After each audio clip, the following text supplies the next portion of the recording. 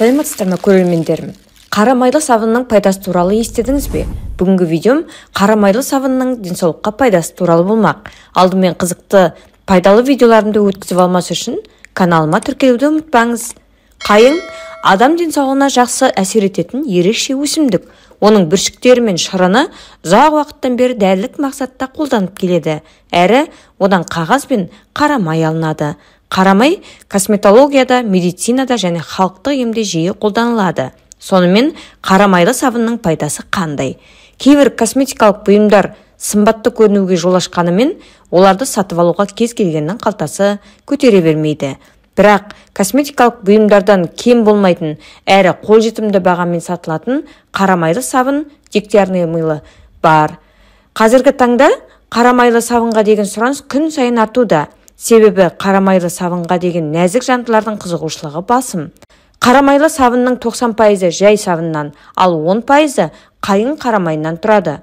Емдік қасиеттерге бай қайың қара майы псориаз, дерматит, сүйел, тағы да сол сияқты тері ауруларының алдын алып, бактерияларға төтеп береді.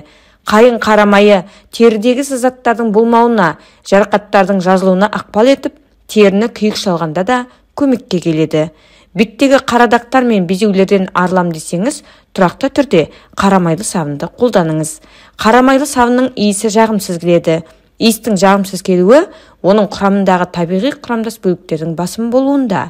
Қара майлы сабынмен күніне 2 рет беті қолыңызды жусаңыз, тері қатайып, нәрленеді.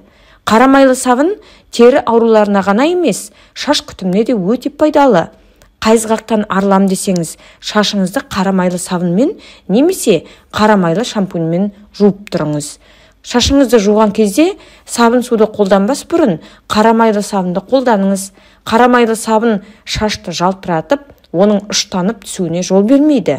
Бас терісін қатайтып, шаштың өсіміне оң әсерін тигізеді.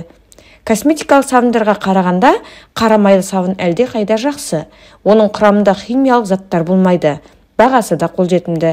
Бір сабынның бағасы дәріханаларда 300-350 теңгені құрайды, ал сабынның сұйытылған түрі әлде қайда қымбаттырақ.